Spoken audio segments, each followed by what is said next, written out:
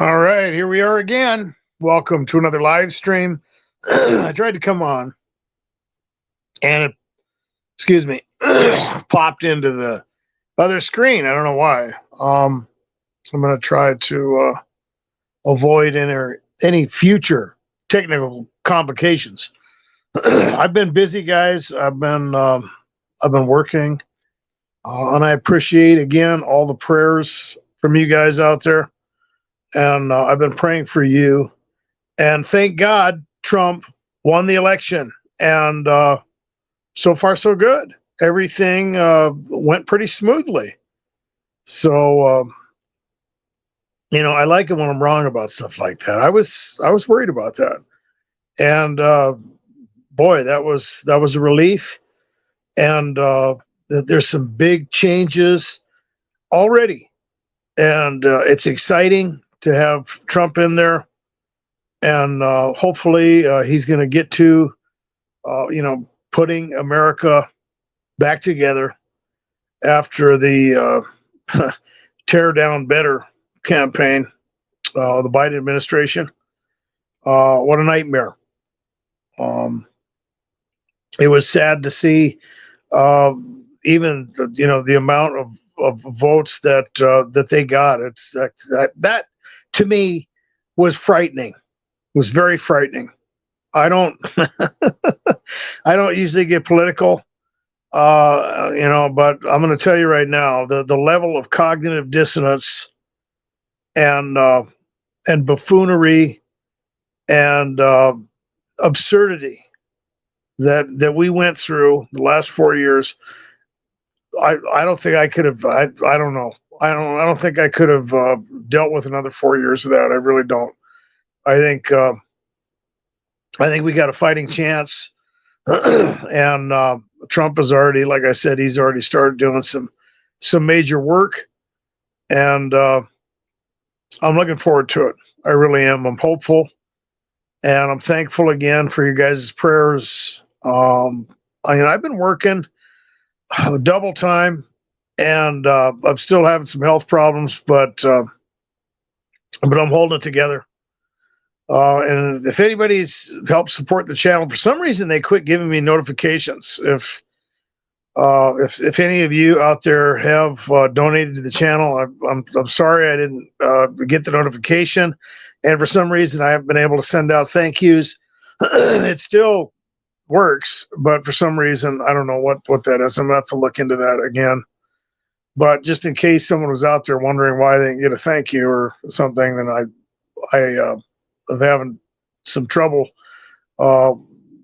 getting into that to do that. For some reason, it used to come on there, and it would give me a prompt right away to send out a thank you, and then I'd usually put out something like, "Well, do you have any ideas for videos?" Or I'll make a video especially for you or whatever. But for some reason, it hadn't been able to do that. But anyway. I always talk about how targeted individuals experience isolation, a lot of deprivation for targets. Okay. And on the weekends, I like to come on and I like to provide a safe place for targets to get affirmation. And it's important for me. It's important for the targets out there, especially the new targeted individuals, because it's beyond when you start experiencing group harassment and you don't know what you're dealing with. You have no idea what you're in for with all the disinformation, with the trauma techniques that targets deal with. It's deadly. It literally not only has the potential to, cause severe psychological harm, but to drive people into a state where, they start considering suicide or they start considering homicide. And, we've talked about those things before on the channel, that they want you to react. They want you to do something. And they're reckless. They don't care. Okay. When you're dealing with this whole gangstalking thing, there's a lot of disinformation that comes into play. There's a lot of gaslighting and different themes and disinformation and ideas floating around about what is happening to targeted individuals. They're in a behavioral modification program. They, have been flagged by concerned family and friends, and it's just a way to kind of keep them from isolating or to prevent them from just letting it all go and furthering their addiction or something. 'Cause usually targets have something that they will try to gaslight. They'll use it as an axiom. If you have an addiction or maybe something in your past, or the whole rumor tactic, the smear campaign, where targets, they know they've offended people. At least something is going on. They don't know what it is, but they know that they're being treated differently. They're experiencing hostility, and as a result, all these things come into play. And I've talked about the manufactured justification that goes into the gaslighting that targeted individuals deal with, and it always revolves around some type of character defect or something else, because ultimately they want the target to internalize this stuff. It's your fault. You're losing. You're a second-class citizen. You deserve this. We have the right to do these things to you, period. And you better figure it out. Of course, the problem with that is, especially if they have an addiction problem or something, is that it's not designed for that. It is designed to traumatize you.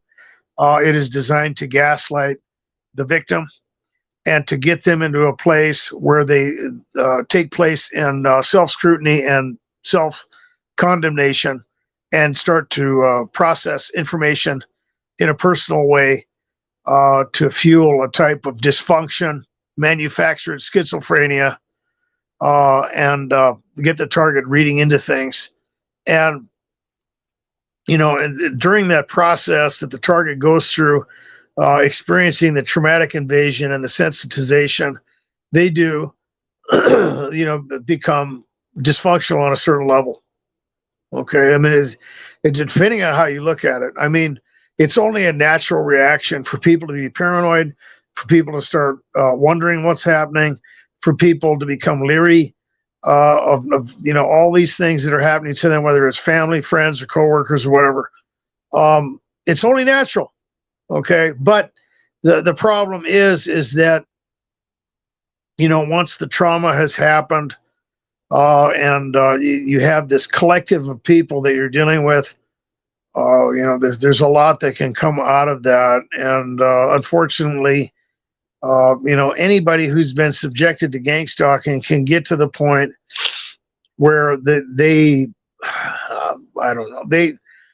start to experience not only the natural paranoia that comes out of it, but they begin to experience irrational paranoia, okay, or what a lot of people would consider irrational paranoia, because the whole thing is obfuscated, okay? One of the big logistical problems that targeted individuals deal with is the mass of people that they have to deal with, okay? Huge problem. And, when it comes to the credibility of the targeted individual community, understanding the landscape that you are dealing with and understanding the logistics of gangstalking is important. You have the split between the technological aspect, the government programs, and the spiritual domain, which there's no need for that. And if you look into it, and I'm not trying to repeat myself, but they're all connected. Okay, it literally is an amalgamated scenario where you have spiritual entities which are ruling over the planet. They are in control of things. They have dispensed technology and science and so on and so forth to mankind. And this has been going on for thousands of years. Okay. So when you get into that scenario, you have to look at things, from a bird's eye view. When you're breaking down what targeted individuals are subjected to concerning the collective of individuals that are after them, it is made up of different factions. It is put together and orchestrated in a way where not everyone has to be in a conscious collusion against the target. Sometimes social dynamics play into it in the sense that when they become dysfunctional and they are put in the place of a scapegoat, you don't know. You don't know who knows and who doesn't, who's just kind of playing into that. Sometimes people are paid to harass the target individual. They don't even know anything about what's going on, but the information that goes at the target individual, to them, everybody knows. To the targeted individual, the whole world is after them, and it seems like it. And whether they go on the run or, or they're switching jobs or, moving, in their dwelling place, so on and so forth, they experience it wherever they go. And that's one of the most difficult aspects of this, because the credibility issue comes, well, wait a minute, how's all this stuff happening to you? And then, of course, you have, the new target, or someone who doesn't understand the landscape and the themes and so on and so forth, or what you're dealing with, try to break this down in a way that is logical and explainable. And the worst part about it is, even if you know what's happening, we'll say, for the sake of argument, that I'm right about all this, it still sounds crazy. It still sounds insane, right? You've got, the things that some people are aware of, right? Like the secret societies and all those things, some of the government technology that's involved in this stuff. You have the secret programs. You've got stuff like witchcraft and the occult. You've got really weird stuff that comes into play when you're dealing with what targets are experiencing, and you have people being manipulated.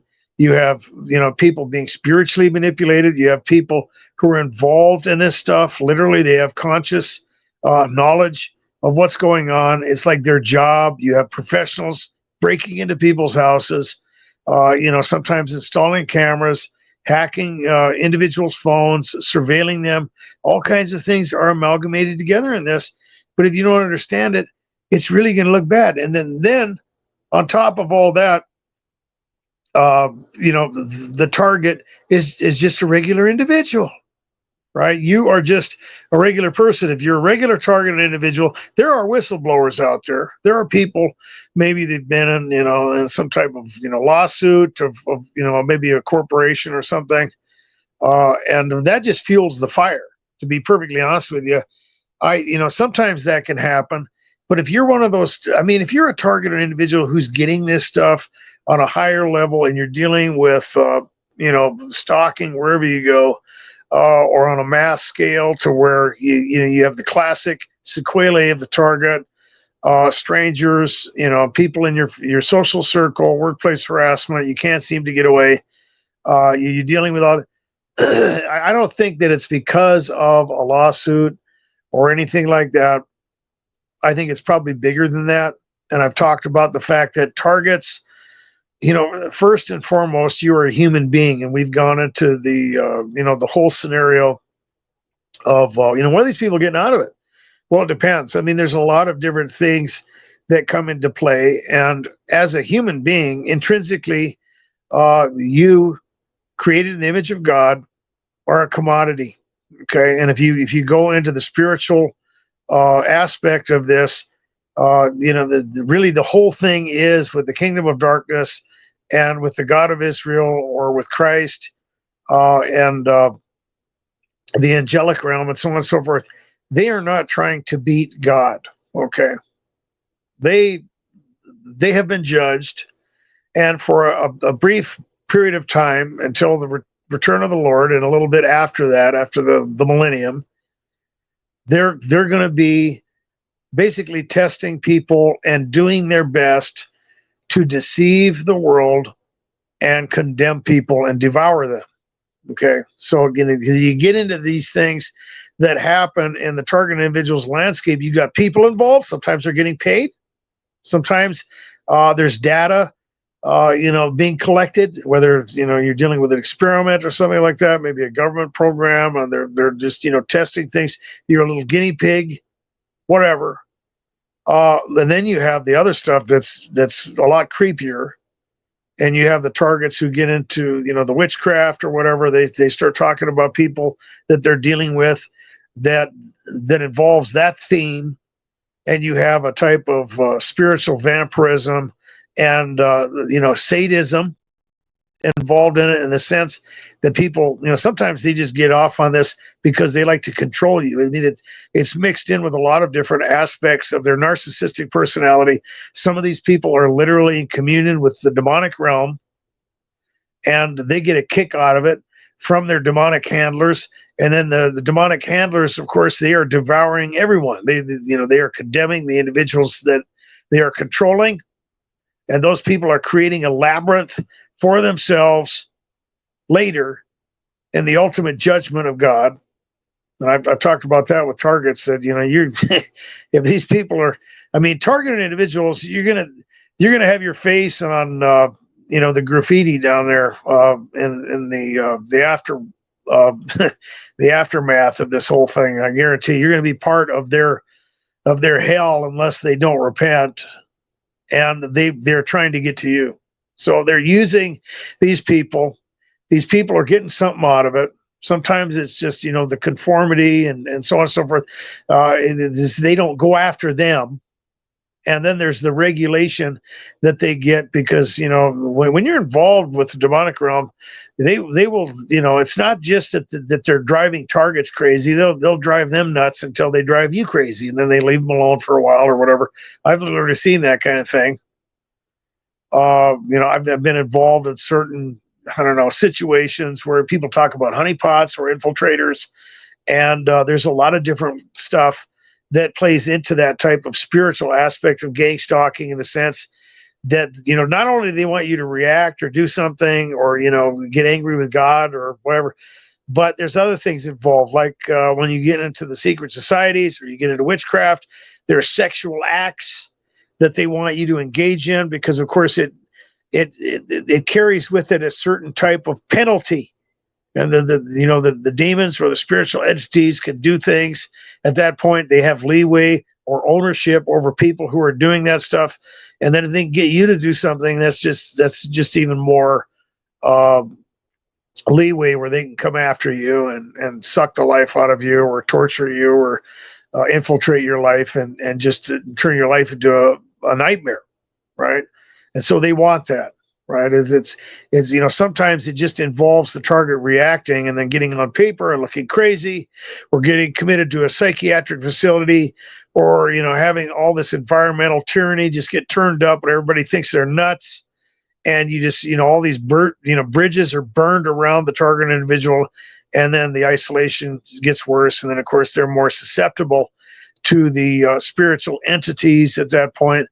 And I've gone into MK Ultra before. When you get into the whole method that was used with drugs and psychic driving and deprivation and breaking the target down and isolating them and doing all these things, when you get into some of the pagan rituals and so on and so forth, very similar.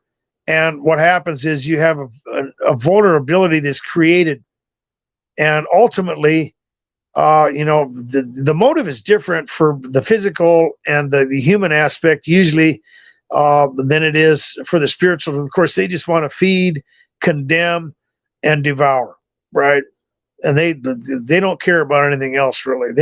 They know all these other things. If they're delving out technology or whatever to the humans involved with them, which there are, then they're just they're feeding them a lie and a delusion, and they're doing that stuff. And of course, the whole thing to them is just a way to destroy a bunch of people, and they'll hand out technology for war or for experimentation, or the stuff involved in directed energy weapons, and maybe even type of synthetic telepathy. A lot of people talk about that, and then they'll just use all that stuff in a way that is malevolent and evil, and of course they're going to be condemned, and of course the demonic realm can then of course use that as that type of reciprocity and just go after everyone at that point.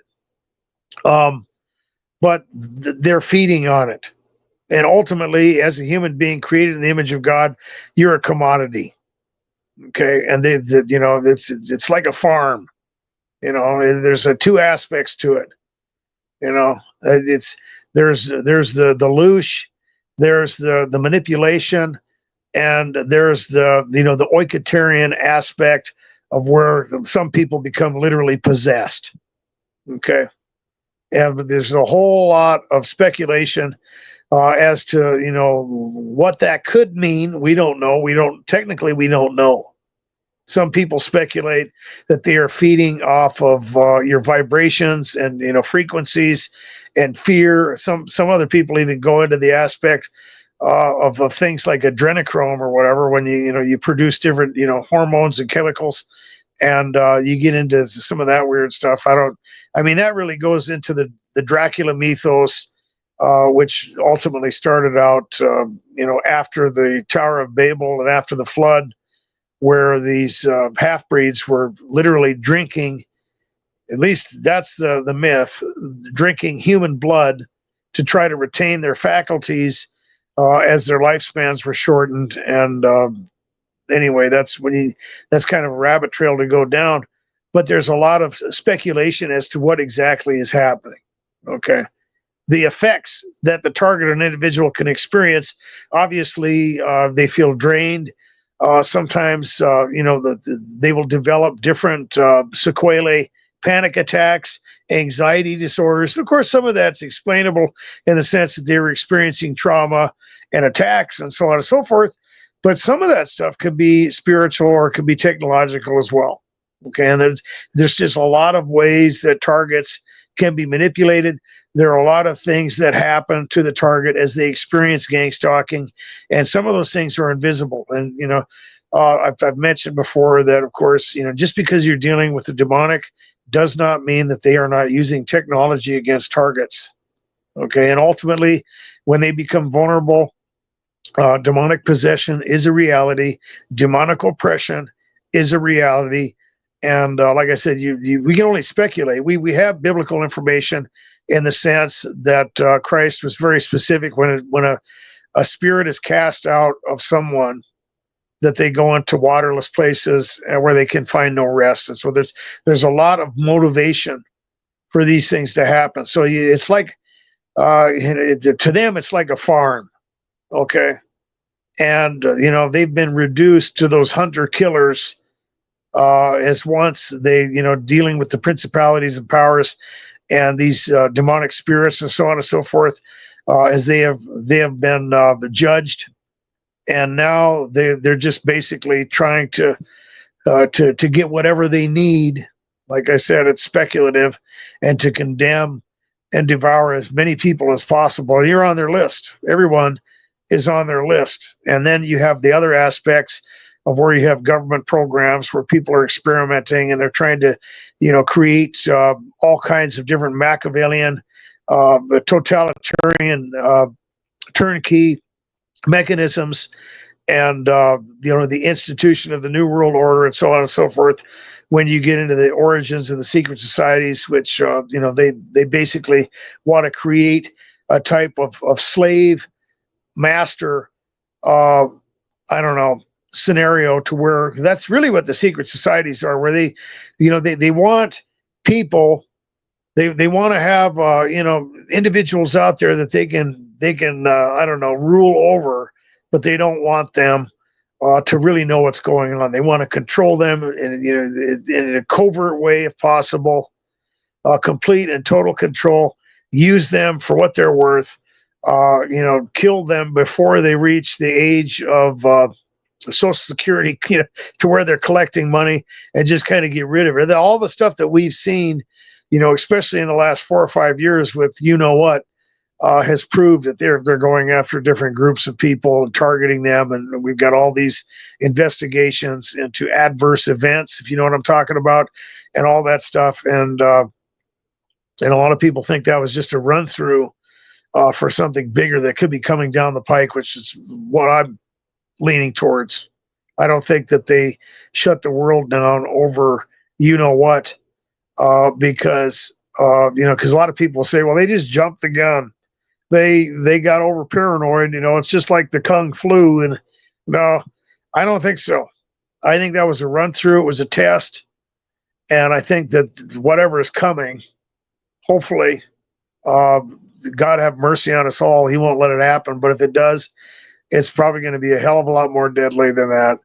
And people are it's going to be something where we're going to need to shut everything down, and that is scary to think about. But getting back to the point, it's been that way ever since the principalities and powers took control over this stuff.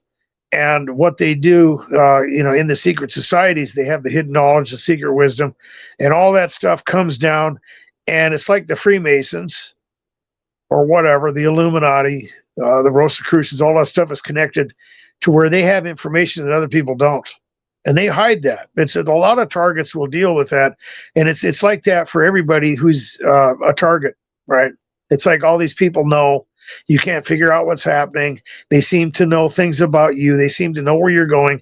They seem to know what you're doing, even in a room without windows or, somewhere out in the country or whatever. And this conscious collective, this conspiracy that you're dealing with, they have this knowledge. And there's a lot of things going on there. There's technology, there's spiritual stuff, there's dimensional perspective, possibly time dilation involved, different dimensions. All these things play into it, and it all comes together in an amalgamated landscape where the targeted individual is literally dealing with many aspects of what we just discussed. So when it comes to explaining this conscious collective, this conspiracy that is against the target individual, it is made up of a lot of different groups of people. There's a lot of different scientific methods used against targeted individuals to break them down psychologically, to make them vulnerable, to hijack their physiological and psychological mechanisms of survival, to control them, to subject them to traumatic mind control and experiment on them, to feed on them, to use them as vessels of wrath, and ultimately as bait in a lot of cases. Okay. That's something to remember as a target. One of the most frustrating aspects of dealing with gang stalking is that it just seems like these people are getting away with it. They're very brazen. They're very reckless. They're very ruthless, obtuse, and the whole idea that a target can experience this stuff for decades, especially if you're a new target, is horrifying. Okay, the thing you have to remember is you have to look at all the aspects of what we just talked about, but the point is think about an individual event that you deal with as a target. Think about something that has happened to you where you've been attacked by someone, and they've made comments to you, maybe they made fun of you, or they brought up some personal information, or they threatened you, or whatever. Okay, that's really the future prognosis for that individual, not you. For them. Okay, you have to look at the purity of this scenario that you're dealing with. They're literally creating their own hell later, literally. Okay, the possibilities and impossibilities of the created order that you were living in works that way. Okay, it literally does. And the very things that they are doing to you, that these handlers are getting them to engage in, is their own doom. Okay, think about it. There's nothing that they're going to be able to say at the end of that whole scenario, right? Think about it. I mean, it's classic, pure, unadulterated justice. Okay, and that's what you can count on. I mean, it may not look like it now because you have to live by faith and believe that. That's the illusion and the delusion that is out there for these people. And the people that don't know about this stuff, they're blind. They don't see it. They don't know what's going on. And that's another frustrating aspect that the target individuals deal with, of course, because they can get drawn into this. They can get drawn in, and they're indoctrinated with other things. Not only are they blind to, the reality of what, or the raw, unadulterated reality the target individual is dealing with. You're the only one in that. along with the people in on this that really even see where you really are. Because a lot of targets believe that, I don't know, man, this is purgatory, or, we're in some kind of weird, dimension. No, you were always living here. You just didn't know what was around you. And now that you've been targeted, you see the unadulterated reality around you, but they don't know it.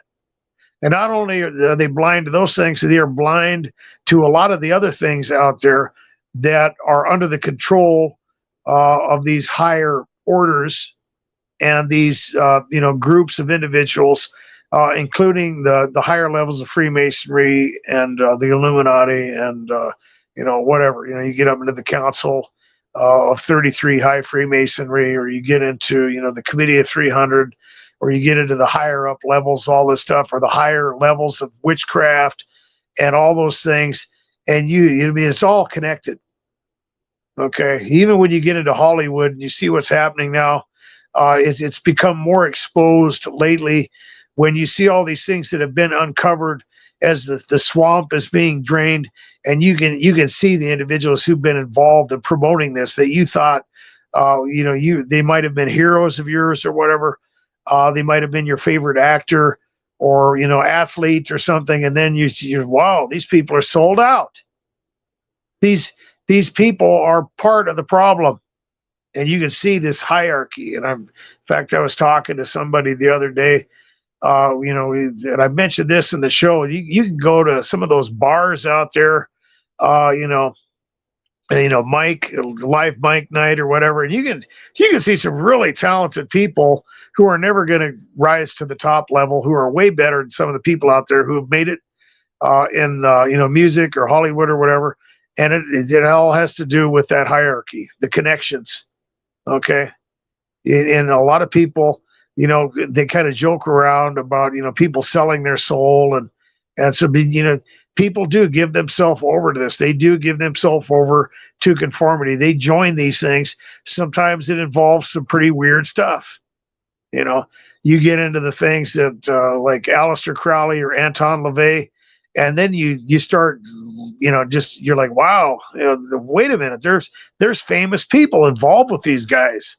And then you start seeing this whole thing unravel in front of you, and you're like, wow, all this stuff is connected somehow weird, but it is. And all these people end up, getting, mingled together, and then you see what's happening. It's like, the stuff that you deal with in corrupt politics. If you're not invited to the poker game, you're not going to be there. Okay, and there's bloodlines involved in this stuff. A lot of people don't realize that. There's all kinds of things that go into the hierarchy of this world and the landscape that you're dealing with, and the fact that these things can be obfuscated is really the frightening aspect of it. Because, like I said, there are people out there who do not know about this stuff. They think, they look into the secret societies. Oh, that's just a bunch of conspiracy stuff. They look into the chemtrails. That's all just, crazy talk, right? It can't be true. It's too out of this world. And they rely on that because, like I said, the unadulterated reality of the target individual, it is raw truth. Okay. But to the people who, they've been indoctrinated, if they believe that's true, I mean, they'd lose their mind. They wouldn't know how to deal with it.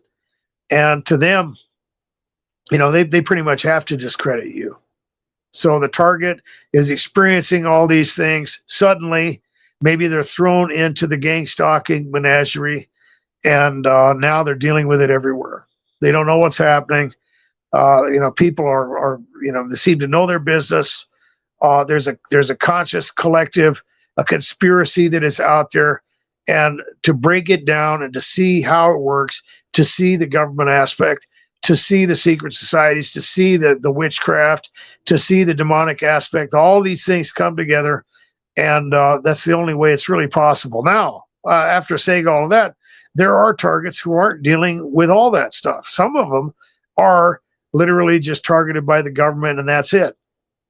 Okay? Not everybody is experiencing the same thing. There's a lot of targets out there who deal with, real intense harassment. And then some targets, they don't. Sometimes, it's just localized in certain, areas. Maybe people break into their house, but they don't covertly drug them as far as they know. They don't, try to poison them. They just kind of, it's just a different form of infiltration into their life. They're neutralized and probably experimented on or whatever, or they're just used as that bait for other people to become involved in, but they're not really subjected to the place where, they're out, running around, carrying all their hygiene products with them and, dealing with that higher form of harassment.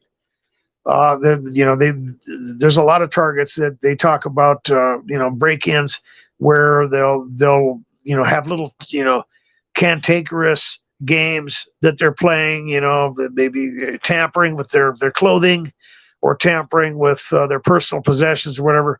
But it's not that aggressive. It's not something where they're in fear for their life. They don't know what's happening, and then you have other targets who are hearing voices. They're dealing with heavy demonic harassment. They're having panic attacks. They become agoraphobic. They get attacked so intensely that they don't even want to leave their house. They've been forced to get on disability because the workplace harassment is so intense. And then even to the point where some targets end up just kind of roaming around like nomads. They're homeless.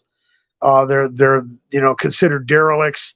The disinformation campaign is fueled against them. They become blackballed, and they wander around. Some of the targets out there, it's so intense. But they don't know what's happening. And then, of course, there's a lot of targets that probably don't even know they're being gang stalked. We've talked about those to where they're just, the covert methods are so subtle that they're believing in the sense that the gaslighting has convinced them that they're mentally ill. I've met those people. They're all around you. Think about it. I mean, when they feed and when they fuel this this farm that you're on, there's a lot of different ways that works. You get into the unholy alliance between big pharma and psychiatry. Ooh, there's a lot of money. There's a lot of money out there to be made on people who think they're nuts, right? There's a lot of money to be made on drugs and so on and so forth. And like I said, when you get into the dispensation of information, there are those out there in the higher ups, and a lot of them are, the people who are harassing you. They know the truth, not only about the food that all these people are being, fed, all the lies that they're being fed, the drugs, the bogus cancer treatments, all that stuff. They know about it, and they laugh, right?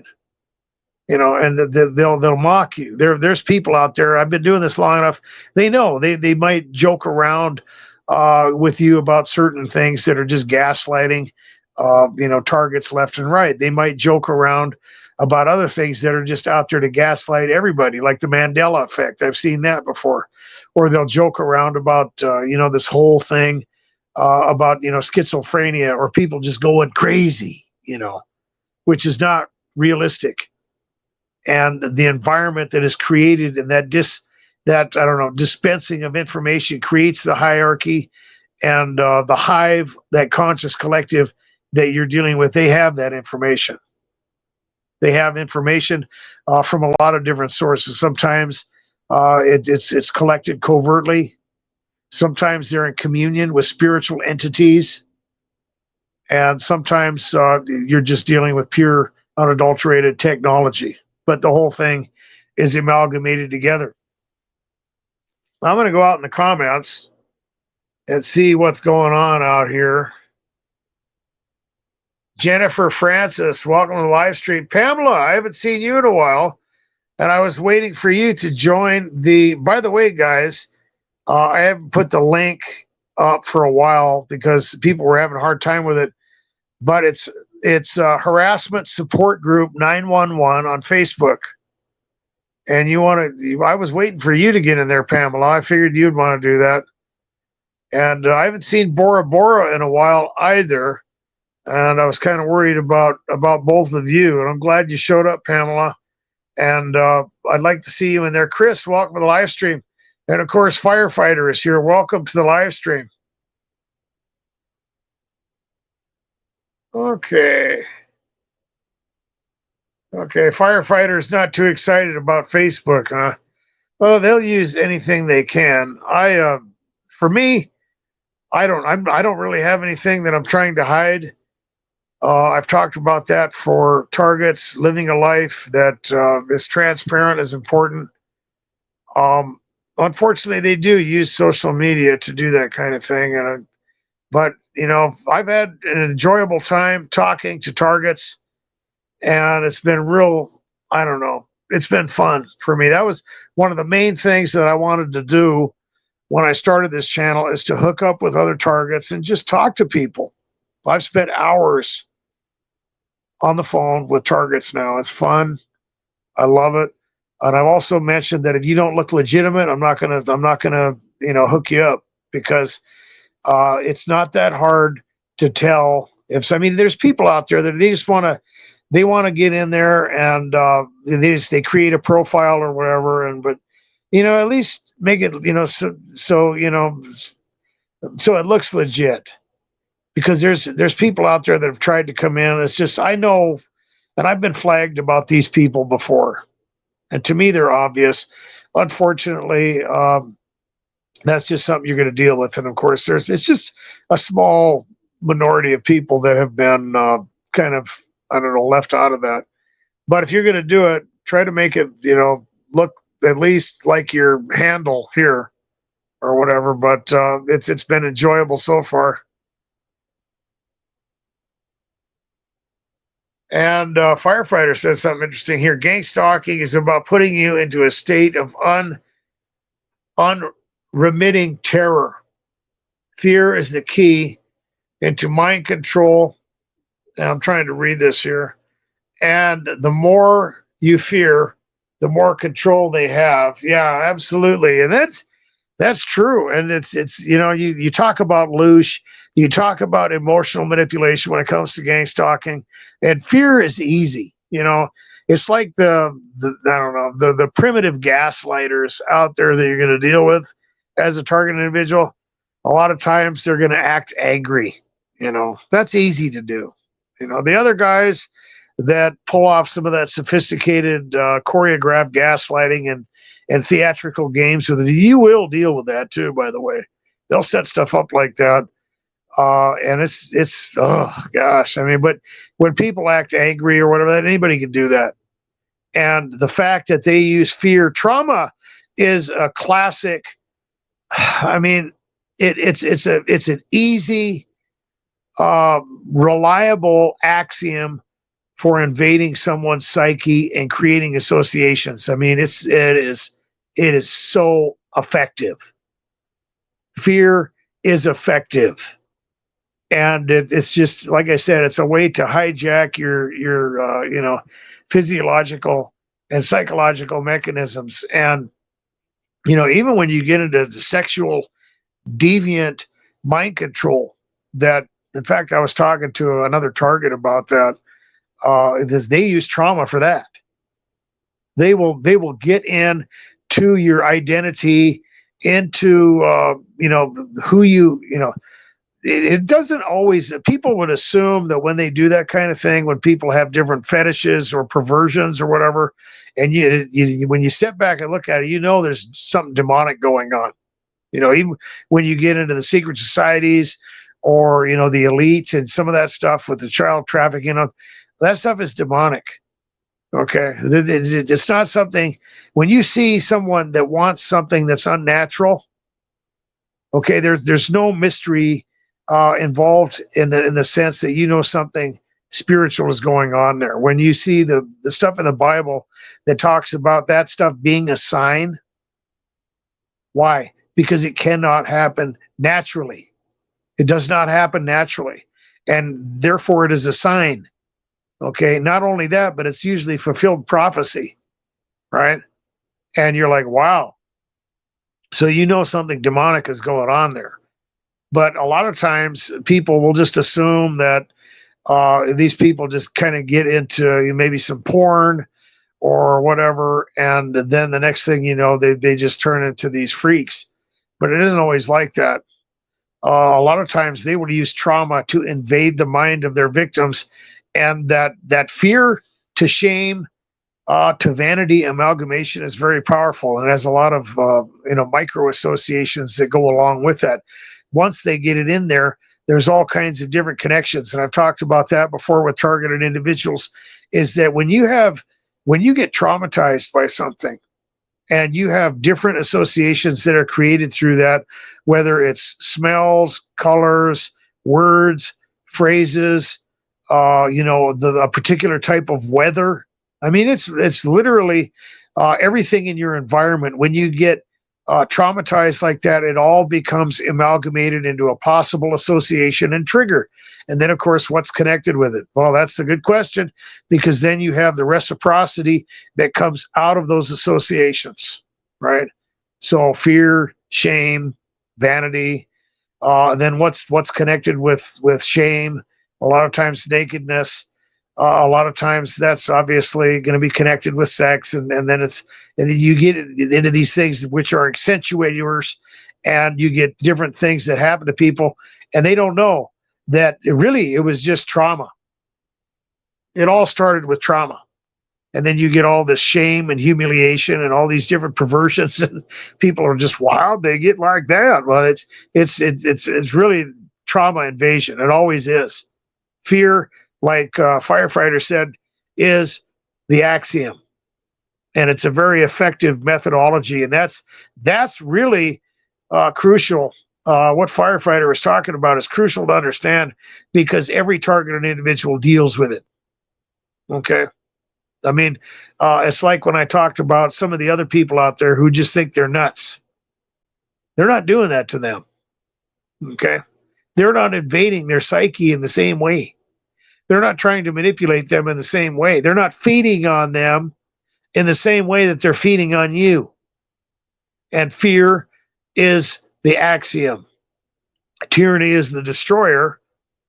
And that's what you have to remember as a target individual, is that when they get you where they're starting to accuse you, and you become dysfunctional because of the fear and the amalgamation of all these things into your life, to where you start experiencing the sequelae of the harassment, that even if you do screw up or something happens, or you're switching jobs, or you're getting compared to all the people around you, and you just don't measure up in the eyes of the people who are blind, or the people who are accusing you and trying to get you to internalize this stuff. Look at the tyranny that you're dealing with, and remember that God sees everything. A lot of times the target will try to explain why it is that they haven't accelerated in their life or whatever, because they'll try to draw you out with, oh, well, how come you don't have a family? How come you do that? And the target is frustrating for them, right? But the thing you got to remember, God sees everything. He knows all that stuff, okay? And it's important to realize that, because a lot of times, especially the believer targets, they will try to get you to the place where they'll try to bring God into this whole thing, to where they get you to hate him or doubt him or whatever, or you think that you're being cursed or whatever, and you don't really see the truth about the lateral comparisons that are around you, in the sense that a lot of the things that people would assume God has blessed people with, that he has not given them those things. Whether you look into the false teachers, or you look into the people who would use every breath that they have to blaspheme the God who created them, and they've got all that stuff. They've got the houses, they've got the money, nobody's after them. They seem to be blessed. They're not having health problems. They're not having anxiety, insomnia, none of it. God didn't give them that. And so just because you're experiencing the other stuff doesn't mean that God has done these things to you, because that's the whole lie that goes along with it. And I had to throw that out there because it's something that I deal with. It's something that other targets deal with, especially when the whole idea of calling on God and so on and so forth comes into this, because then they go to church or whatever, and then inevitably what happened, they're going to run into gang stalking or something. More than likely, even there in church. And then, of course, they really get, they can really get offended, or they can really get shocked at that point. When you see the level of people who can be involved in this thing, man, it's like the stuff that targets deal with when they're, oh, you don't know what happened. And I drove by the accident scene, and the first responders and they knew me. And they did something, and then you get all this, disinformation where they're setting these things up for you, and they're everywhere. They're all over the place. They don't have to set it up. They don't have to follow you most of the time. Sometimes they'll do that. I mean, targets deal with surveillance. They'll get chased around, especially if they go on the run. Sometimes they'll send professionals after the targets, especially the hard targets, and fume you, and break into your vehicle and chase you around, terrorize you, and it happens. But when you're dealing with that environmental tyranny that targets witness when they're out there in the world, they don't have to. They're already everywhere. They're at the church. They're at the dentist office. They're at the grocery store. They're at the convenience store. They're everywhere. So, you have to understand, because I just come up with these titles, okay? The Gangstalking, Conscious Collective Conspiracies. It is. And that's the worst part about being a target, man. And the only people who are going to believe you are the people experiencing it. I'm going to go back into the comments and see what else is out here. Colton, welcome to the live stream. Serendipity Wonders, welcome to the live stream. Steve Wells. Oh, okay. And Steve Wells says, if I send you my gang stalking footage, would you post it? Interesting. Well, get in there and get on there. It depends on what it is. I may or may not do that. It depends on what it is. And do you have a YouTube channel? If you do, I would like to see it. The problem with posting gang stalking footage is that most of the time, to most people, it doesn't look like it. And so I very rarely even do that, on my channel, very rarely. When somebody got up on my roof and cut my Wi-Fi cable and everything, I did that. I did. I think I might have put some of the flat tires and stuff like that, but normally I don't do. And there's other things that I've got on film. I haven't posted any of it. I've had people attack my cameras and stuff like that. I had the neighbor do that about a year ago. I could have put that up there, but I didn't. Okay. So, I mean, and maybe I should start doing that, but sometimes I'm very reluctant to do those things, but I appreciate the request on that, Steve, and I'm glad to see you in the live stream. And I'm just kind of looking through here and seeing what you guys are talking about. Jeremy M., welcome to the live stream. Awesome. Okay, now Jeremy's got some good advice here. I'm way back up at 829. And Jeremy M. says, I actually just stopped smiling and smirking at my coworkers and just gray rock. They hate that even more. Yeah, that's a good idea. The smirking and the smiling doesn't work. And everybody does it. Because, when you first become involved in gang stalking, they're doing that to you. And it's kind of a learned behavior to where you see a lot of people walking around like that. And really, to me, when I see somebody doing that, I know they're full of it, because they're just trying to look like they're not intimidated by anything. They want to look like they're on top of everything. And it's just, to me, it's unadulterated bullshit. They're really scared. When I see somebody doing that, to me, it reeks of insecurity, because they're trying to project something. And the reason they are is because they ain't got it. You know what I mean? So that happens to targets constantly. Somebody will do that to you, and They might throw a comment or something, or they all have that look or whatever, and they're kind of looking at each other, and you're just, but you know the truth. Okay, it's like I've mentioned that many times, that you know that they're creating their own labyrinth. Okay, you can't do this kind of thing and be in the will of God, who is the master, the Lord and master of all, and he will come back and judge the quick and the dead, period. Okay. And anytime you see somebody who is not in line with God Almighty and what he wants, and he hates a proud look, he doesn't like a proud look. So the whole thing reeks of rebellion and deception and futility. But what Jeremy is saying, I kind of went off on a tangent, is important to understand, because, like I said, we all do it because it's like a way to fight back at them. Well, I know what you're up to, kind of a thing, right? That's the whole idea for the target doing it. It's like, oh yeah, you think you got me and everything, but I know what you're doing, but it doesn't work.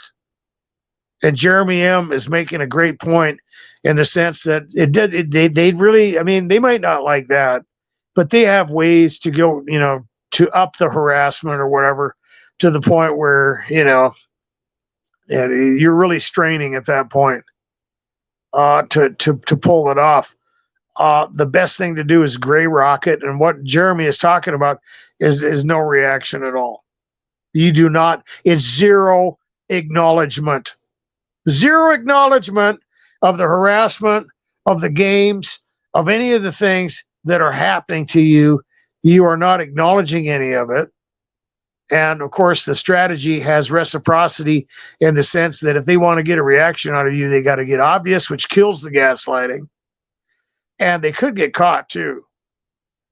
People were getting, there's a whole lot more, chance for them to get, made as they're doing this stuff, as they, getting, because they want to do it in a subtle way where you just look crazy. That's what they want. They want to just be able to play, their little sensitized games with you and get a reaction out of you, yank your chain, and they've done their job. It's a death by 1,000 cuts. Every stalker has their little deed to do. One comes up and plays it again. The other one does their part. And the more covert and subtle, and that you're noticing it, that's what they want. But like Jeremy said, when he doesn't acknowledge them, when he is not looking for it, when he's not, because I'll do that. I'll gray rocket, and I will, kind of blur everything out around me. I'm still aware of what's around me, but I'm not listening to anybody talk. I am not looking to see if they're looking at me or smirking at each other. I have no idea. They're all just a bunch of faceless drones, because to me, most of them are anyway. And I'm not trying to be negative or morbid.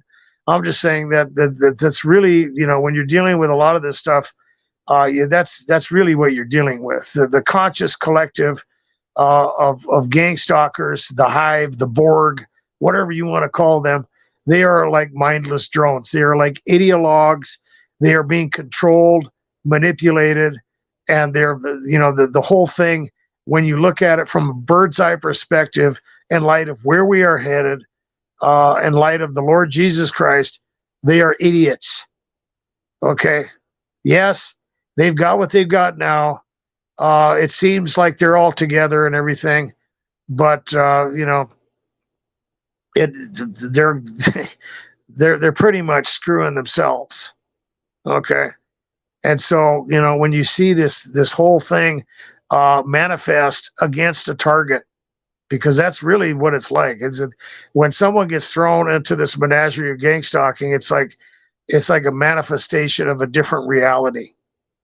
And when you see that, you see what? It's just like what I talked about when you started seeing some of these actors and athletes and stuff go along with the woke agenda and all that crazy stuff that's out there. They expose themselves. So what do they expose about themselves?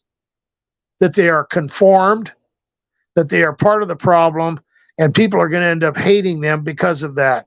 They have made themselves irrelevant. And when people are doing this to you, you have to look at it the same way. You do not acknowledge them. When people are attacking you, when they're taking, when they're when they're participating in this ungodly, condemnable activity, they do not need to be acknowledged. They have made themselves irrelevant. They have literally squelched themselves out of the future. They don't know that yet, but they have. They're gone. Unless they turn from what they're doing and they start doing things the way God wants them to do it, they're just literally wiping themselves out. They have exposed themselves as futile. They have exposed themselves as pusillanimous, mindless ideologues. And you should not acknowledge them. But I mean, it is difficult to deal with it because you're surrounded by these people, and the propensity for targets to be affected, through the deprivation, through all of these, being blackballed and all the tactics where people are attacked and provoked, and their personal property is being assaulted, and they don't have the money that they need, or they're losing jobs, or they're dealing with the rumors, and it's just the propensity to acknowledge it is going to be there, because you might even just want to tell them what I just said. You could turn on my video and just pretend like you're not looking at them at that point. I've heard of a lot of targets doing that. They're in their apartment complex, they're getting harassed, they'll just turn my video up and they hate it because it reminds them of their future. It reminds them of the horrible, stupid decision that they have made, and the reality of what the fruit of that is going to be. It is tempting to just walk up and say, you're an idiot. Do you realize what's going to happen to you? Do you realize, this whole thing that you're doing? You think you're funny. You think you're smart. You got this smirk on your face. You're stupid. You're an idiot, and you're tempted to go tell them, but you don't want to do that. You don't want to do that. And I've also heard of targets. I feel bad for them, and I don't know. I'll be honest with you. I'm not going to lose any sleep over it. These people have every opportunity, just like anybody else, and even more so than a lot of targets out there who are literally contemplating suicide because of the stuff that they're doing to them. And if they get judged for this stuff, I'm not going to lose any sleep over it. But you don't want to acknowledge them. And like I said, you kill the gaslighting. You make them get aggressive. They have a greater chance of getting caught. And they hate it because they're doing it for nothing at that point. Like I said, they're going to be judged for it. If they don't get what they want, like I said, tyranny is the destroyer, in the sense that when they try to gaslight targets into believing they're crazy, and you're overreacting, or you're living in fear, or you got mental illness or whatever, and you let that tyranny mount up. You just start stacking it up, man. That's your job as a target, by the way. And what happens? That it cancels everything out. It cancels everything out. Like I said, God sees all this stuff. The kingdom of darkness is coming against you, and look at all you're dealing with. And if you do what God wants you to, you draw near to Him, you let Him take care of this stuff, and the tyranny racks up to such a level that they really don't have anything that they can accuse you of. Even if you did get paranoid, even if you do mess up or whatever, all the things that you're dealing with just kind of cancel out the culpability to it. It really is that ridiculous for targets. You guys out there who are believer target individuals are giants of the faith. I've talked about that before. The apostles they struggled with doubt, right? They saw Jesus raise people from the dead. They saw Him heal people. They saw Him calm a storm. They saw all these things. And not only that, they had prophecies that they were told all the way back from they were children, that the Messiah was going to come, and all that stuff was right there for them to see it. And they still struggled with it. You've never seen those things. You've never seen any of those miracles or any of that stuff, and you believe. And On top of that, you're dealing with all these things that are coming against you, and in spite of the pressure, in spite of the tyranny, you've drawn near to God, and it is the only thing they've got out of it is that, like Firefighter said, I think it was in the last live stream, it strengthened your faith. You've learned, you've used this time of isolation to I don't know, tune yourself in ways where you're more knowledgeable in the Word of God. You furthered your education. You realize what's going on, and then what do they get out of it? Nothing. They didn't get what they wanted. That's your job. I'm going to go back up to the top of the comments and see what is out there. Now that I've kind of meandered around in, I don't know, the last hour. Jennifer Francis says hive-minded cyborgs. That's basically what you're dealing with. Is what it seems like. Silence. Welcome to the live stream. Okay. And I'm just kind of going through these comments here.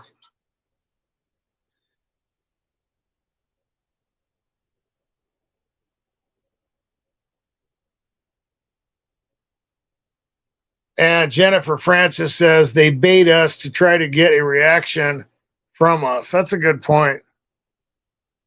That is what it is. There's a lot of bait out there too, and I've talked about that because one of the things that I've mentioned several times is they'll change the harassment, and you might experience a time where it really kind of slows down, and then you're not poised for it. You kind of let your guard down.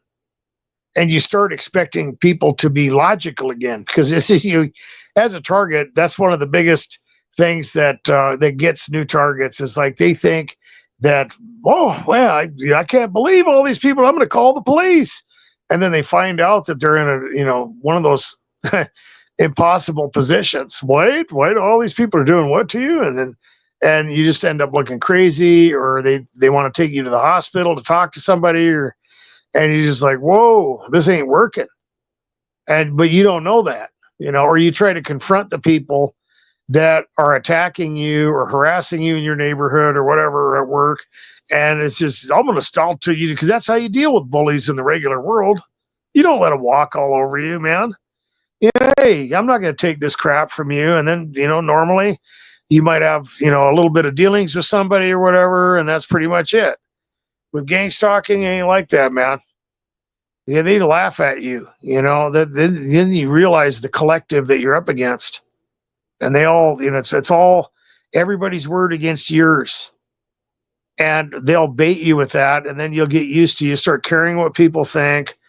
You might think your targeting is stopped or whatever, or you'll just, be distracted with something. You'll get into an endeavor. You're moving along. You're unsuspecting, and then blam, they're going to come in there and do something crazy, and you're just, hey, you can't do that. Oh, yes, we can. And you forget, and you get mad. You start to react. You let it get to you, and then you realize too late that, oh, shit, I let that get to me. I let them trigger me. I got angry. I got emotional. They got what they wanted. And then, immediately the thing you got to do at that point is cancel out any further manipulation, because they'll try to shame you, or, they want you to feel guilty, or, to kind of wallow around in it as long as possible.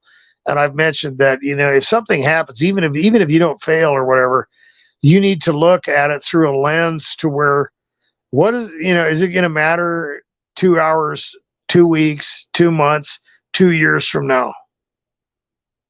Because the propensity for people to get emotional is always there. It's one of my problems, and I got to work it. So when something happens, I'll be like, oh, I can't think about it for 2 hours, and then if it starts popping back up in my head or whatever, I'm like, well, is it going to matter 2 weeks from now? I'll think of something that I've already gone through, or something that was in the news or whatever. People forget about it. It's going to be ancient history. Everybody's got the attention span of a damn gnat now. And you see somebody who's getting, berated and crucified in social media, and 2 months later, you don't even hear anything about them. It's just somebody else by then. And you got to have that lens as a target because you have to neutralize the manipulation. And you will get baited. And the emotional reaction is right at the top of the list because that whole scenario around the target is designed to create a type of tension. And the whole idea is to get it to build up to where you finally just blow. I can't take it anymore. And then get you into solution mode where you react, get thrown in jail, get thrown in a psych center, get kicked out of your apartment, lose your job, whatever. And then you're left trying to pick up the pieces, and then they'll just start accusing you. And God forbid you have to go to anger management or deal with a probation officer or somebody at a psych center, because at that point you're going to have to play their game, and just and the frustration will even be worse because they're gonna mess with you and come on, own up to it. Come on, you've got some serious issues. And then you're like, but you don't understand. You don't understand what's happening to me. Oh, that's just all in your head. And then you're doing it all over again. And they're just it's a classic 1-2 punch. And when you get in that scenario, then I've seen targets get there, and then you're like, oh, okay, yeah, I'm just crazy. Maybe I need meds. And there's people out there that get put on, forced medication. There was a person that got a hold of me. Is like, how do I get out of this thing?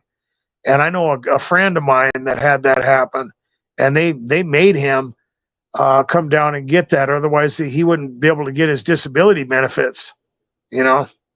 Which at that point I'd have been, screw you, that ain't enough money. But he was in pretty bad shape. And luckily, later he got together with a therapist after he had made progress and disputed it. But he had to do it very carefully. And you got to play their game, because the problem is that, for targets, like I said, for new targets or somebody who has an emotional reaction, the problem is compounded at that point, because it's like you finally figure out that trying to, cause a commotion about this stuff isn't working. Trying to explain it to people doesn't work. Trying to confront the people does not work. And it just gets you persecuted, makes you look crazy. And so, if you have an episode or something to where they do, start force medicating the target or something, or putting them in a scenario where they're on some drugs or, supposed to go to therapy, and then they figure out, oh, hey, you know what? I can't do that anymore because that's just making it worse. So they stop. And then people are like, oh, the therapy must be working. The medication is working. We can't take you off the meds because you realize how crazy you were before. And now you've really calmed down. But it has nothing to do with the meds. It has nothing to do with the therapy. It has nothing to do with anything except the fact that the target has finally figured out that they can't talk about this stuff. So you can get yourself into quite the pickle, it's crazy. So they will bait you, though. That's a good point, Jennifer. Okay, let's see what else. Hey, Nicholas, welcome to the live stream.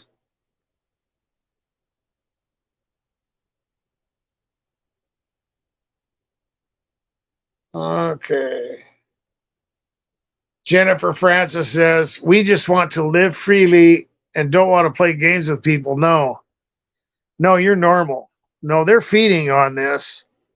And there's a lot of things going on there, like I talked about at the beginning of the show, man. And who's to say exactly what they're all getting out of it? But there's a way that this stuff works, and there's a lot of people that are dealing with that. Oh, let's see. I'm just reading through these. Okay.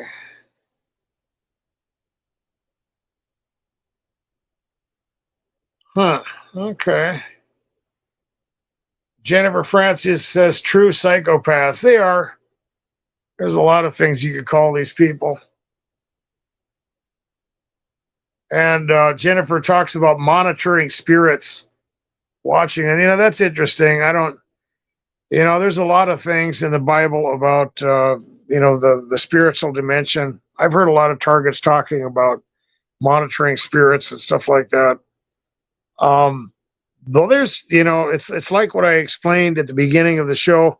There's a lot of things that go into this, and I've referenced the framework of gang stalking and the themes that are out there. The environmental tyranny that targets deal with, along with the dimensional perspective of the spiritual entities, along with their puppets, and some of the illusions that can be created through that framework, because you're dealing with probably more than 4 dimensions, but time is also something that is not necessarily what a lot of people perceive it to be. And it's, as far as its relativity to gravity and other things, that can be changed. And then there's the spiritual entities that you're dealing with, and how all that works. So some people speculate, when you get into looking into the different dimensions, that there are 10 dimensions, stratified in 3 different heavens, and so on and so forth. A lot of things going on. And, like I said, there's a whole lot of speculation about that. But, when you're dealing with this whole, aspect of targets, dealing with people who seem to know what they're thinking or whatever, they have inside information that, to me, is demonic.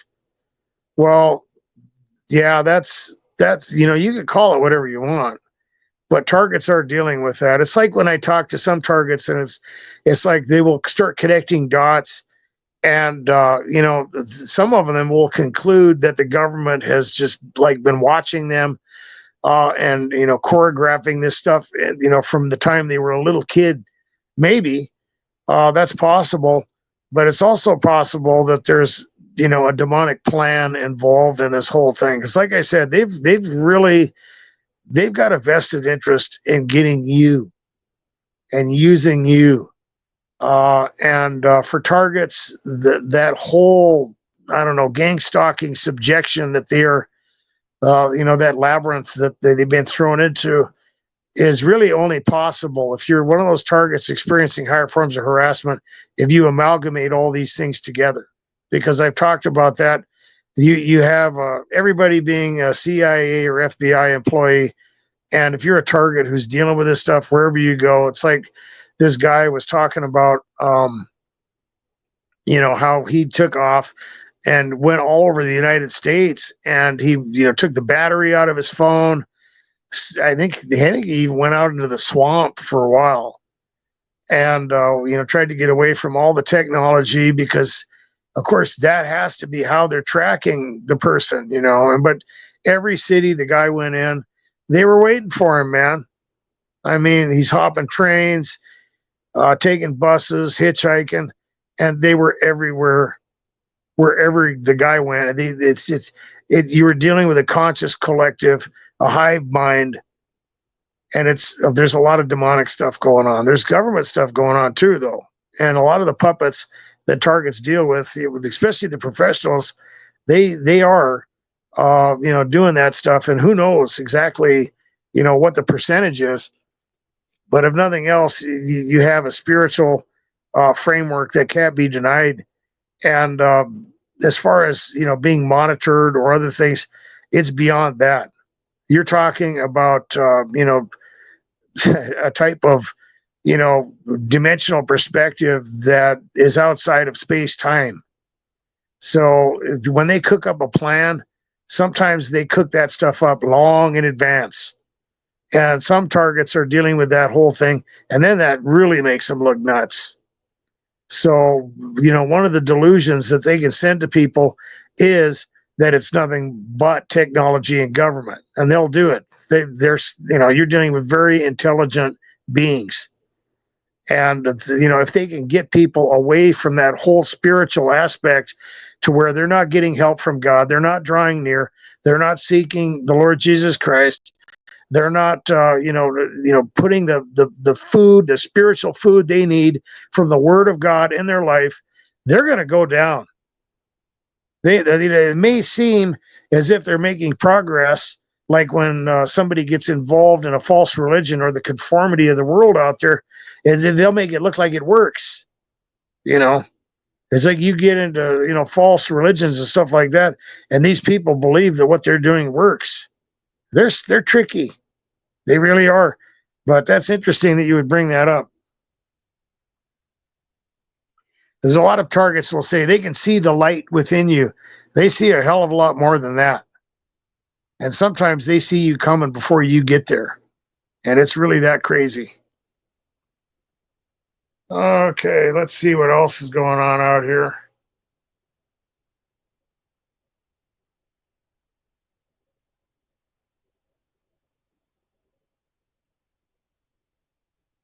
Okay. Okay, let's see what's going on. I'm way back at 9:14. So just bear with me, guys. Oh, that's interesting. Firefighter says, I listened to the Psalms over 100 times overnight. I get no nightmares, no voices, no V2Q. That's awesome. That's good. And I was talking to a target the other day, and I kind of shared the strategy that I use, because sometimes, when you're getting gang stalked or you're getting demonically attacked or you're getting attacked by directed energy weapons or whatever you're dealing with, or you're just mentally frazzled out, picking up the Bible and trying to read it is difficult. It is. I'll admit it, and sometimes when you try and do that, then you really start getting attacked. You get intrusive thoughts. You might get intensified V2K and tinnitus, and all kinds of weird things are happening to you. And people are getting chaotic in the apartment complex, and all these things are. And all of a sudden, people will show up uninvited, and it's always like that. But and sometimes you just don't have the energy to do it. And literally, for me, I like to watch sermons and play simulator games on my PS4. Okay.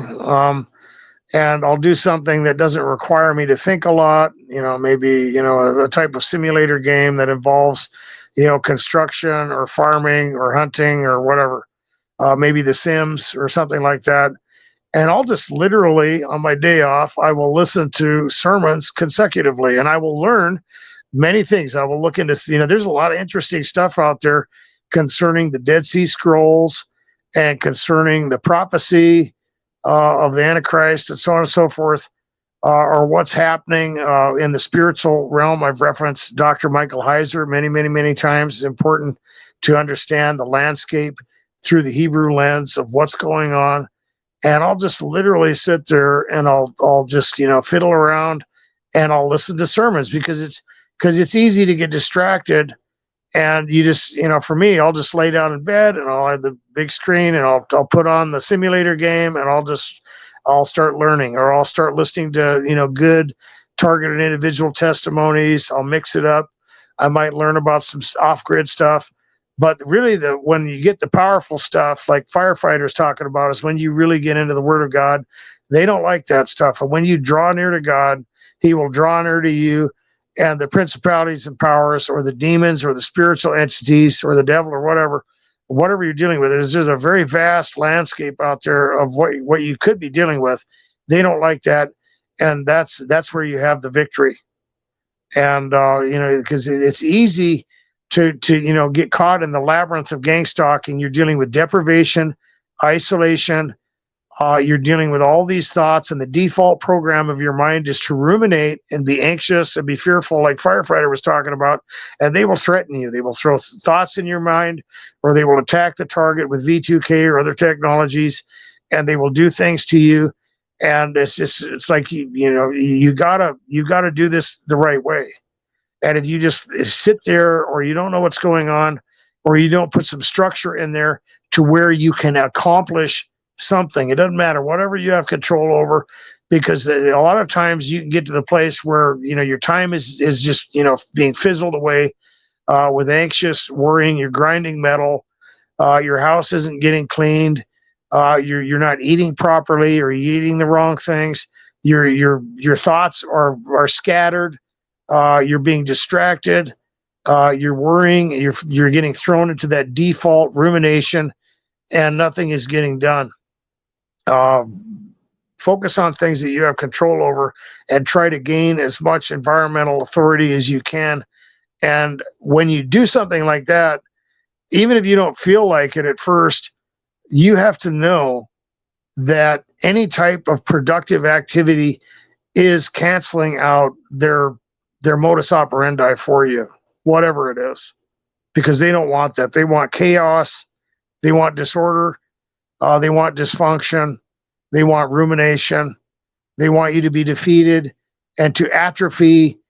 They want the opposite of what's going to be accomplished if you start to study and use that time of isolation, and use this in a way, draw near to God, that He can work these things out for you.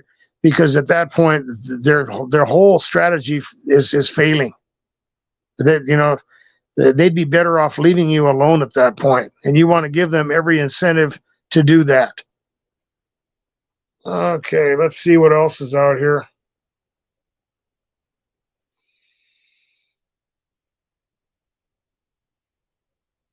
Okay.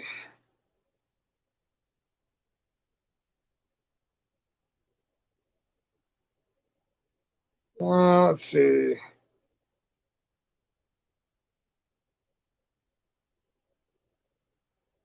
Oh, firefighter got another one here. At 9:20 p.m., firefighter says reactive abuse.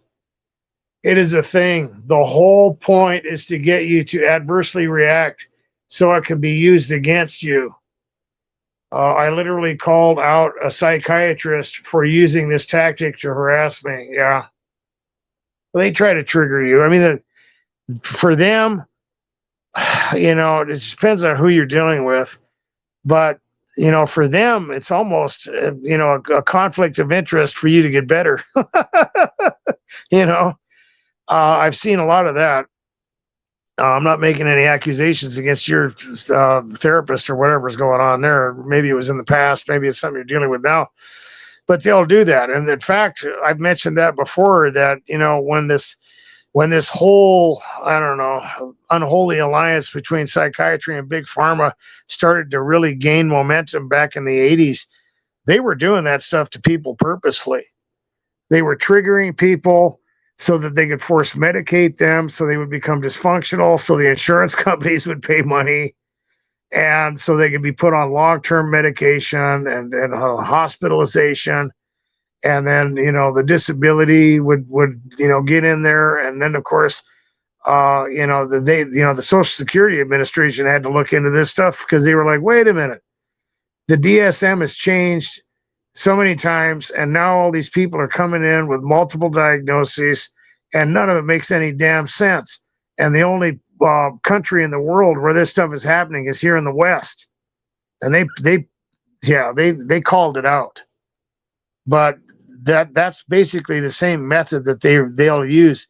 And I've talked about that before. I'm not telling anyone that if you think you need help and you need to go to the hospital, that you're going to absolutely be gang-stalked. I'm not saying that. And if you don't feel safe, you do whatever you have to do. But I've seen that happen before. Okay, I've seen people get provoked, even in an apartment complex scenario or at work or whatever, and they react. And the next thing you know, it spirals out of control, and they will use it against you, just like firefighter said. And if you start talking about this stuff, good luck, because now you're the Manchurian candidate, and nobody's going to believe it. That's a good point, though, firefighter. That's really a good way to put it. Reactive abuse, and they want you to react. That's a good term there. It's a good point.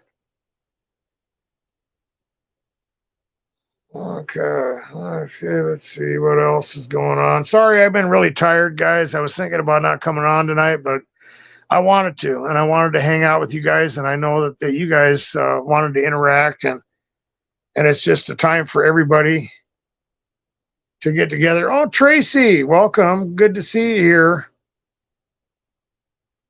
Yeah, and Tracy says, since this happened to me, I talk to God more than ever. Well, that's good because they don't want that.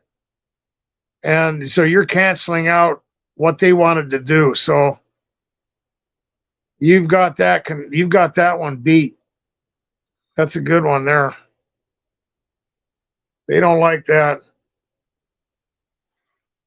And Mats and Miles, welcome to the live stream.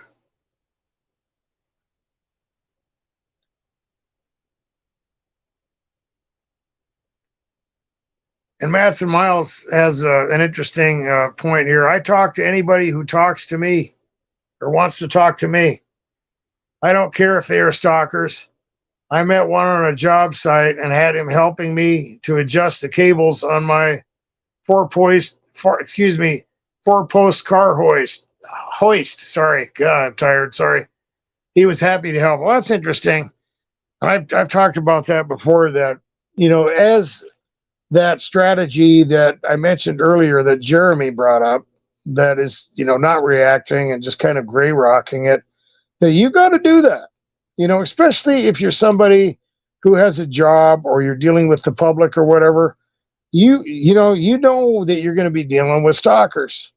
You're going to be dealing with people who are manipulated spiritually or however it's working, or they're getting paid or whatever you're dealing with.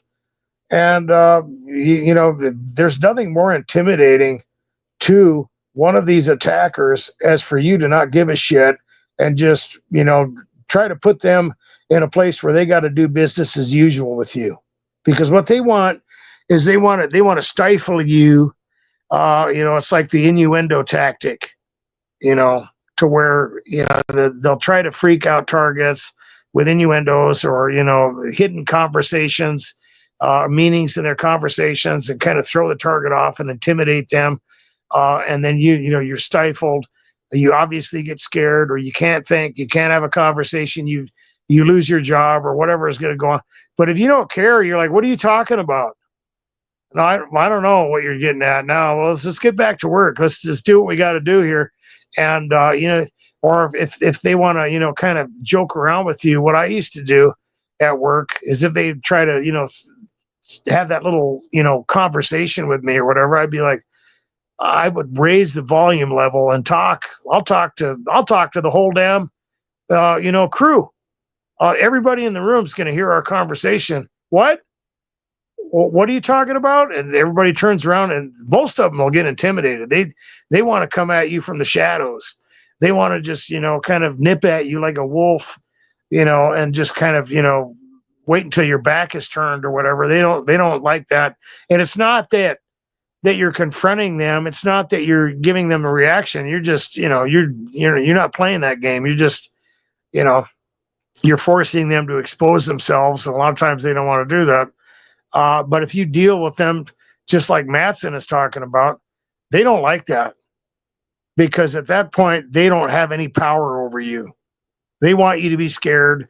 They want to throw you into that mode where you're smirking or, oh, I get it. And then of course, they're going to play dumb. And what are you talking about? Oh, what do you mean? What the hell you mean? And you don't give them that opportunity. It's just you ignore everything. If they make a comment or whatever, it bounces off you like a damn ping pong ball.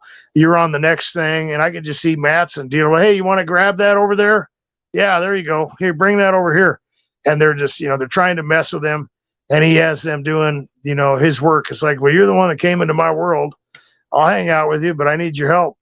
They don't like that. That's a good strategy, because you're going to be dealing with these people. And you force them to play your game, which is you don't want to give them a reaction, and either they're going to come out of the woodwork and expose themselves, or they got to play normal and shut up. And that way you have that environmental authority. Okay, let's see what else is out here. I'm way back here in the comments.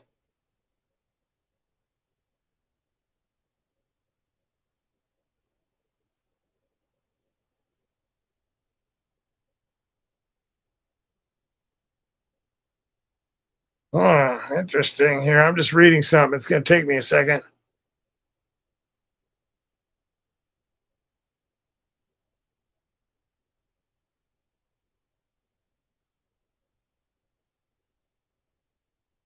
Okay, yeah. So Matson kind of turned it up a little bit on another stalker, it looks like. And he says, another guy repeated all the themes to the videos he assumed I was watching through the night. I recognized them from waking up while they played on. I shook his hand and offered to have beers and talk more. Hilarious. it looked, it looked like it bothered you very much. But the funny part is Matson fell asleep and wasn't actually watching the videos. And that supposedly that was going to freak you out and scare you. But I know Matson's been doing this for a long time. They'll finally figure out that that's not going to work with you. That's a good one though. That's how you do it, man. No reaction.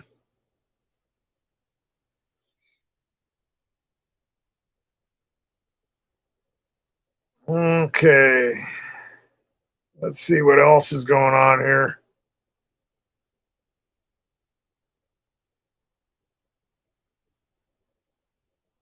Okay.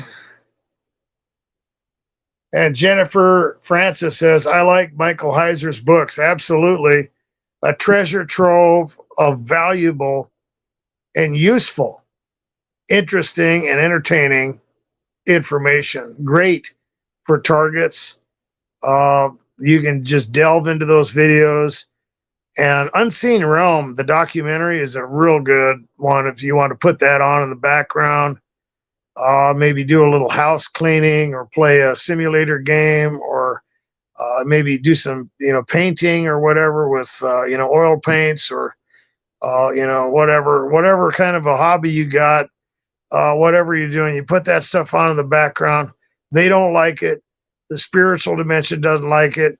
It's a win-win for all the targets out there.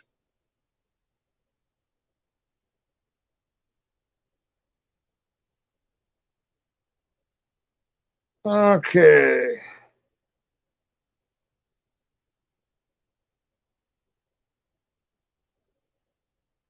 Yeah, and then Matson Miles makes another point, and this happens to me a lot too. Matson says I get so involved with survival that things just don't get done anymore. Sometimes that happens, man. I mean, you get things mount up, and you get so many. They try to pile on ordeal after ordeal after ordeal.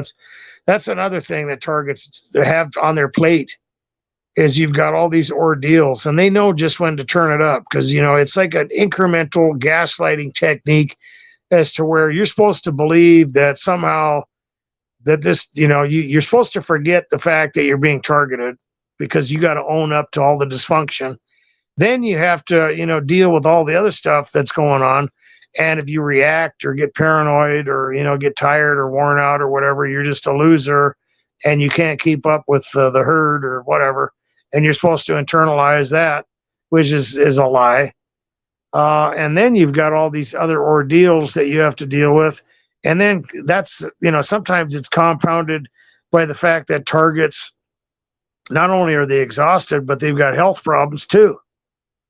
And so you're playing this juggling game, and they keep we'll throw a little bit over here and we'll throw a little bit over there, and then when the whole game of Jenga comes crashing down, and it's just like don't believe the lie that don't forget how all this stuff happened. In other words, but unfortunately, that does 'cause you don't have enough time. You don't ever seem like you can catch up on your rest and relaxation. But then you've got all these other things that aren't getting done, and sometimes I just have to take time off and do it, man. Because I mean, I'm not making enough money technically most of the time for the amount of time I'm putting into work, and I'm crippled, and then I get expenses or whatever, and then I get all this other stuff that just starts piling up in the background. And the next thing you know, I got to go do my car repairs, and the laundry's piling up, just stupid stuff. But it does have that. That's one of the techniques that they use, and it can get so bad that when you see some of those hoarders out there that got all that stuff, it's just like some of them were probably targeted, and they just got to the point where they just said screw it, and it was just like they got into that place, and that's what they want to do. I mean, it's almost like a physical manifestation of what they do to targets in their life, is that they just pile all this stuff up and heap all this garbage up in your world, and you end up like a spiritual hoarder with all that. They want you to own all that stuff, and you just got to kind of keep getting rid of it. And but that's what they want. I've seen some of those people, and you wonder if some of them are targets. I knew a guy that was like that, and he was getting driven crazy by demons, I'm pretty sure. And he just, if he had any extra time, he'd crack open a 6-pack. I mean, he worked and everything, but as soon as he was just, mentally exhausted by the time he got home. And I know how it feels because I've had it happen to me. He didn't want to, clean or anything. Just the fact that the guy was able to, survive another day and eat something, get a few hours of sleep, and not decide to go jump off a cliff was enough for him. But in the meantime, all that other stuff was just piling up, man. And that's a good point, Matson. Okay.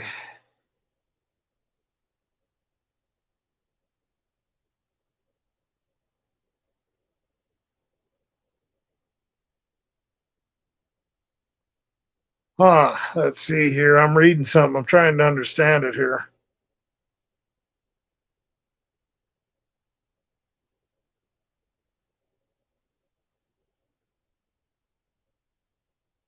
Oh, okay. I see. Firefighters says since the handlers are the shot callers for the street theater and or random folks around you, every once in a while, one can't help but want to personally interact with you, like voyeurs. Yeah, I've seen that. They got, it's they'll open their mouth, and it's like they want you to know too. And so, but sometimes they don't. Sometimes they just, they got that smart ass look or whatever, and then but they'll involve their themselves. It's just they can't help it. Yeah, I've seen that. They sometimes it's a smart ass comment or something too, and it's like whatever. Um, that's funny, dude. They are voyeurs though. That is weird when you deal with that, especially when you're dealing with the street theater and the directed conversations, to where it's intense. And the only way that they would know that is some type of activity like that, or some kind of demonic thing. And at that point, you really can't afford to care about it. But with the activity that targets deal with, I mean, one of the whole themes and messages that comes at you, the whole thing you're supposed to internalize is these people are watching you all the time.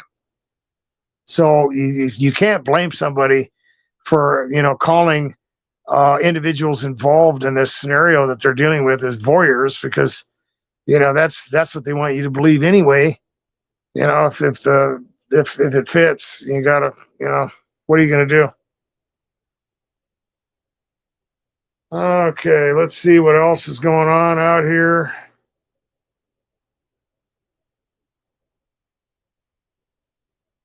Hmm.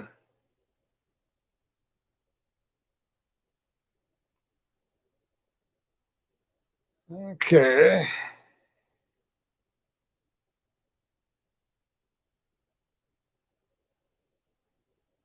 Okay. Pamela Barone says, I don't want to be on disability. They tried to put me on that in early 2000s. I tried to move on with my life, get a job I like then. The gang stalking started again, and I'm glad I am not alone. Okay. Yeah, there's a lot of targets that end up, kind of going for that option. Um, It just depends on your scenario, I guess. And, there's a lot of things that can play into that. Worst part about it is it's not really a solution. A lot of people, I hate it when they say it to me because I'm crippled and everything. It's, well, you disability check right there. Oh, yeehaw.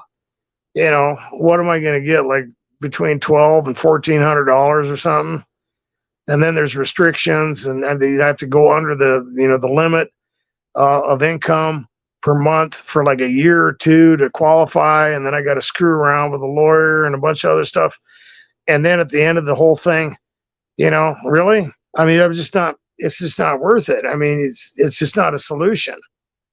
I mean, for the amount of money that they're going to give me, it's just, I might as well just, I could probably collect cans or something, and it sucks. I mean, how do they expect people to live, And then on top of that, trying to find the government housing or whatever, you might end up in an apartment complex or whatever.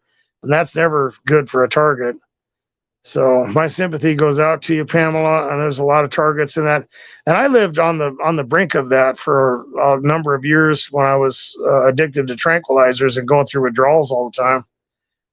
Before I uncovered the whole conspiracy on the benzos, to where that I don't even know if they designed them to create, permanent addicts, or if it was just a mechanism that they covered up. And I've talked about that before, that some people get addicted to where they get post-acute withdrawal, and it takes 2 years or more for them to get over the heebie-jeebies. You get on, opiates or something, you can usually walk out of that within a week or two, and then you might feel sick or something for a couple months. And those guys can even get post-acute withdrawal, but it's not nearly as bad as with benzos. And that, man, you're talking about really nasty stuff. In fact, I was talking to another target.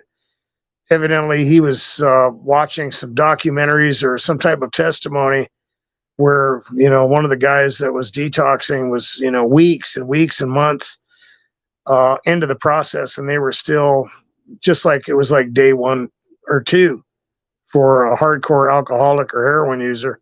It's bad, but during that time period, everybody was doing the same thing. Well, you better get on disability, and my family even tried to sign me up for it without my permission. And I mean, it's just, people do all kinds of things, but at the end of the day, it's just, it's not something that, to me, I don't know, it's not really a solution.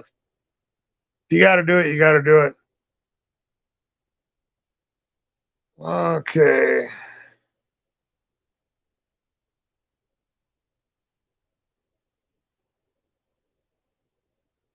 Oh, that's interesting. Matson Miles says, I am dysfunctional at home and can't seem to get things started, let alone done. But at work, I have a job to do, and I don't care if I bring all that business to my customers with me. Okay, so you don't have a problem at work, but when you get home, that's when the indecision and the exhaustion probably hit. I don't know. I experienced the same thing, and then I get to the place where some things you just end up trying to live with it, and then you get to that place where you're trying to delegate your energy, and you start putting one thing off, and sometimes I'll just forget. I'll get so stressed out, and I'll have so many things happening to me and running through my mind and everything, that I'll forget that I'm supposed to do something, and it'll be like weeks later. And you get a couple of those things together, along with some calamities and just, regular, accumulation. It's like what the hell? Yeah, it's funny that's really something that all targets deal with, man, especially if you're somebody who works, because there's only so much energy that you got. And nobody around you is going to really understand it, because they don't deal with that. They're not worried about people breaking into their house. They're not dealing with fuming. They're not dealing with stalking, whatever aspect. They're not, they don't have any of that on their plate. And just having that on your plate, even with a simple job, along with all the other dilemmas, probably some health problems, that's enough. That's all it takes, man. And like I said before, you can internalize that, and God sees all that stuff. I would just recommend that anybody dealing with that would pray about that, that God would give you the insight and the mental, I don't know, focus for a real easy solution. As I've had that problem before, and I prayed in certain areas, and it's like, God will say, well, here's all you got to do. Just do this. And, that's not, it's not something that you have to really, do, because it'll turn into an ordeal every 2 weeks or 3 weeks. But if you just do this little thing every day, you won't have to worry about it anymore, And so it could be something like that, but I would just pray about it.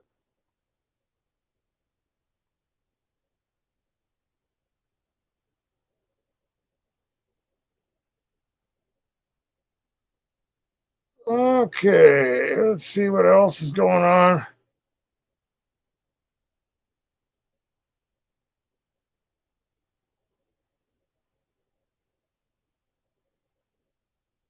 Okay.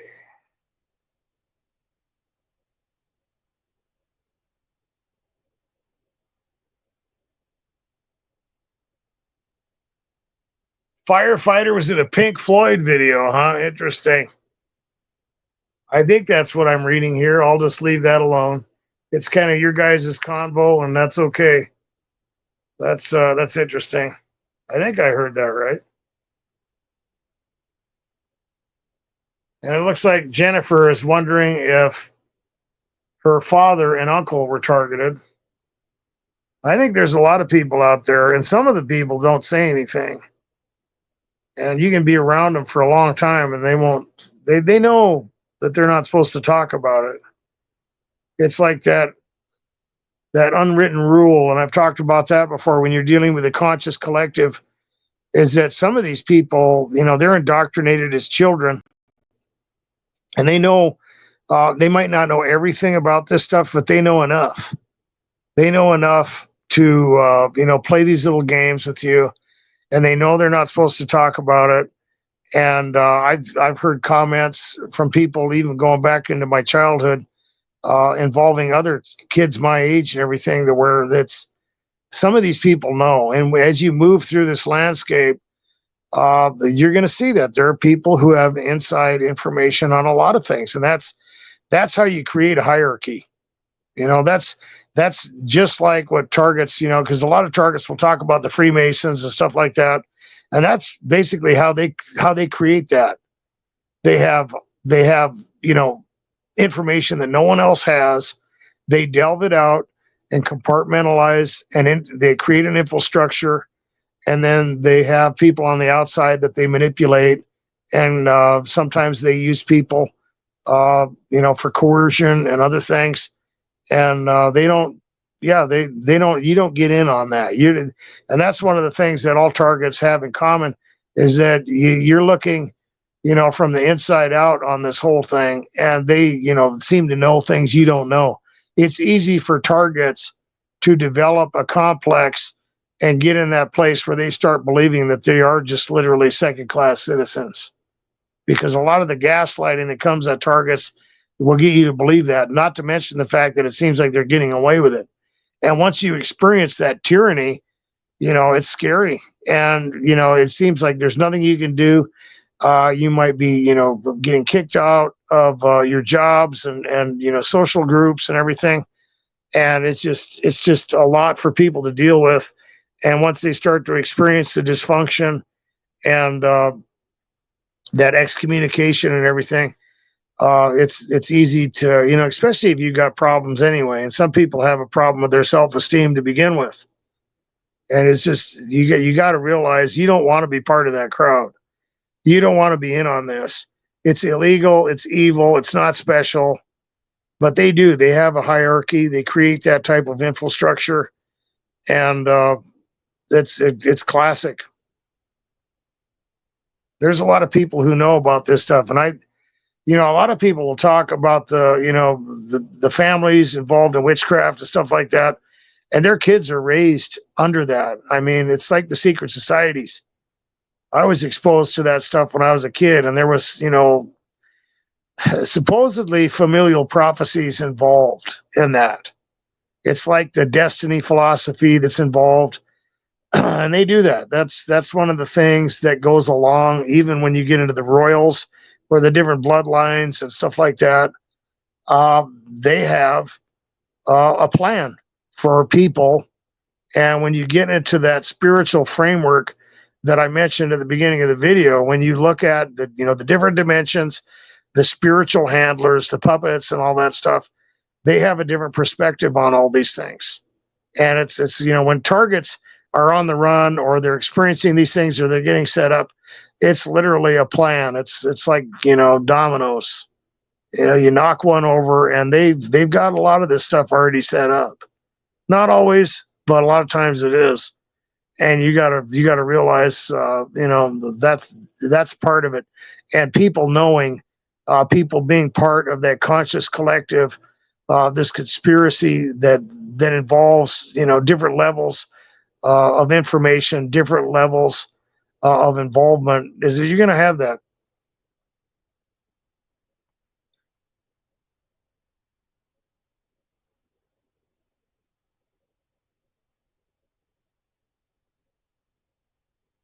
Yeah, Silence says, yeah, there were heavy cult vibes, and before I had an idea of what was going on with around the people I was. Yeah, well, I think all targets deal with that. Some people interpret it differently, but Ernie says, I've been targeted since 1997. Yeah. You've been doing this for a long time, man. It probably started before that.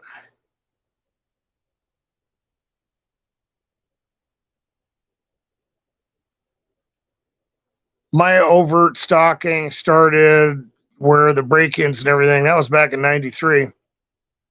And I was dealing with the witchcraft and other stuff before that. And technically I can go back into childhood, but it's like, it just depends on how you want to quantify the whole thing. Because, at first you don't know what you're dealing with. You look back and connect the dots. But when you get to that place where that overt, crazy, in your face, unescapable harassment starts, you're never going to forget that. And I think that's probably what Ernie's talking about. So that's a long time to be a target individual.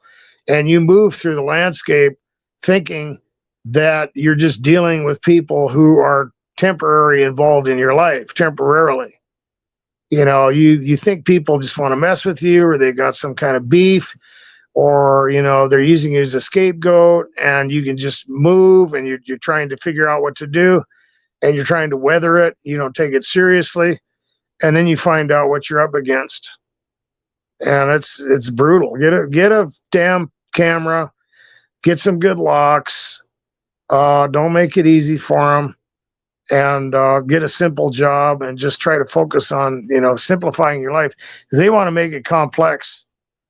But when targets get thrown into that, it's easy to underestimate the whole thing. I thought, I was doing all the classic, mistakes, smirking, pretending like you guys aren't, it's all, some kind of a psych job, but they'll get aggressive. And if one thing doesn't bother you, if eventually they'll do whatever they have to traumatize you, to get you to the place where they can start manipulating you and get you paranoid and dysfunctional. And they'll break in, they'll drug you, they'll take your clothes off, they'll invade your space. However, they have to do that, they will. And then that what you're dealing with is serious. Not to mention the fact that you're dealing with that collective of individuals that seemingly everywhere. And that's just, that alone is scary enough. And then you get to the place like, Mats and Miles was talking about, where you're just kind of, you're playing a game. And so you just act accordingly, and you just kind of put them in their place.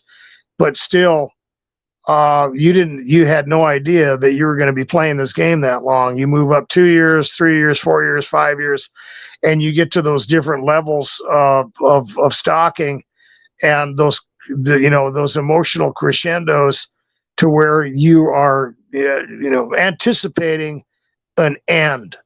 You are anticipating reasonable parameters that used to be part of your landscape, which are gone. It has nothing to do with reasonability. It's nothing to do with logic. These people, they are like a bottomless void. They will keep coming, and it's just you don't know what you're up against, and then you become disillusioned or you become hopeless, and you just got to realize what you're dealing with, and then in order to really put that into the right perspective, you have to realize that this life isn't everything.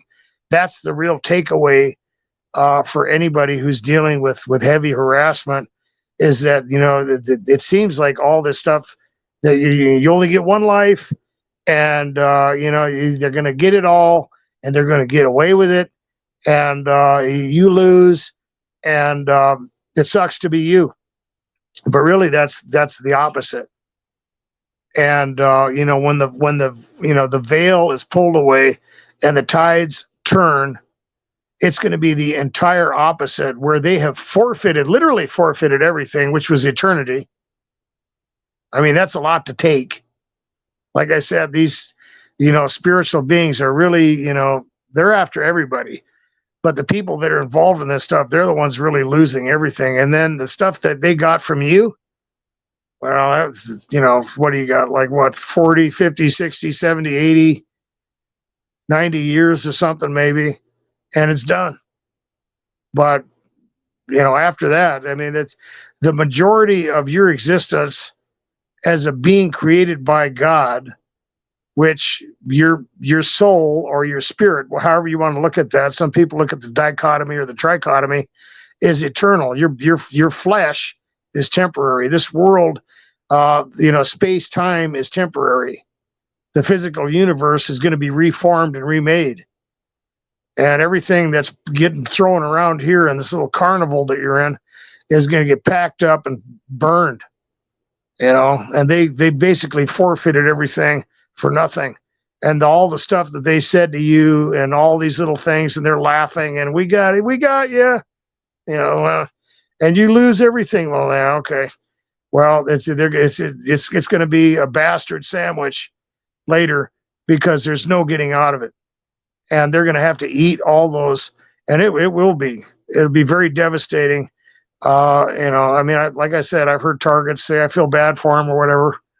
Well, they think that this is everything, and they are willing to take it from you. They think, nothing of you, to the point where it's so reckless you could go kill yourself or hurt somebody or whatever, or get in a vehicle accident, or attack a loved one or an innocent person, of all the stuff that they're doing to you. They don't care. They don't care. They think it's funny. They're laughing. Maybe you've got a stalker out there that's got remorse. You might feel bad for them. I've run into a couple of those people, but they don't have to do it. And they have a responsibility not to do these things. And after this whole thing is over, it will be everything. This is not everything. Everything comes later. But as you move through that thing, 2, 3, 4, 5 years, 10 years, 15, 20, and you look down the labyrinth, the trail of tears and disappointments, and that emotional roller coaster that they love to take you on, to get you hopeless, to get you to give up, to get you to believe the lie, to make themselves feel better, like they've won, they've made the right decision. But inevitably, it's going to flip. And when it happens, you're going to remember me, because I know I'm right. And they're going to remember it too. And unfortunately, it's going to be too late at that point. Okay.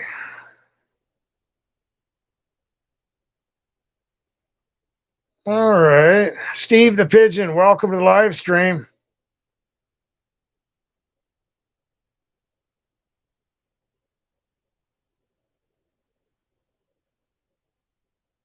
Okay. Well, guys, I'm getting kind of tired. Like I said, I gotta get up, go to work tomorrow.